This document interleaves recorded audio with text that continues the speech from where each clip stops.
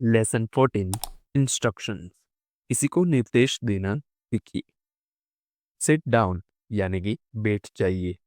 Stand up यानी कि खड़े हो जाइए। हम किसी को आदेश या निर्देश देने के लिए सिंपल प्रेजेंट टेंस यानी कि सामान्य वर्तमान काल का प्रयोग करते हैं। एक निर्देश या आदेश अंग्रेजी में विभिन्न सारों पर दिया जा सकता है। यह स्पष्ट, विनम्र या संकोचजनक स्तरों में हो सकता है। अभी के लिए हम स्पष्ट रूप पर फोकस करेंगे और बाकी आगे के लेसन में पढ़ेंगे। सिट यानी कि बैठना, डाउन यानी कि नीचे। सिट डाउन, बैठ जाइए। स्टैंड यानी कि खड़ा होना, अप यानी कि ऊपर।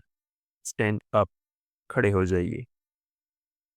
टर्न ऑफ यानी कि बंद करना। द एक आर्टिकल है। म्यूजिक यानी कि संगीत। टर्न ऑफ द म्यूजिक, संगीत बंद करो। ओपन यानी कि खोलना। द एक आर्टिकल है। डोर यानी कि दरवाज़ा। ओपन द डोर, दरवाज़ा खोलो। क्लोज यानी कि बंद करना। द एक आर्टिकल है। विंडोज़ यानी कि खिड़कियाँ। क्लोज द विंडोज़, खिड़कियाँ बंद करो।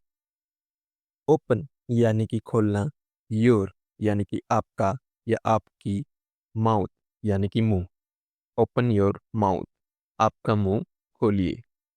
लिसन यानी कि सुनना। टू का मतलब होता है को।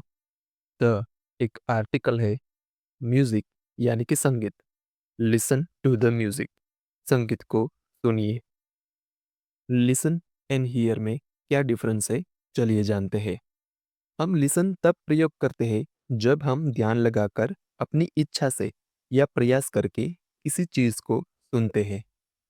हम हियर तब प्रयोग करते हैं जब बिना किसी इच्छा या प्रयास के भी जब कुछ हमें सुनाई देता है। For example, listen to the music. I can hear some noise. एक बात का ध्यान रखें कि लिसन के बाद हमेशा टू लगाया जाता है।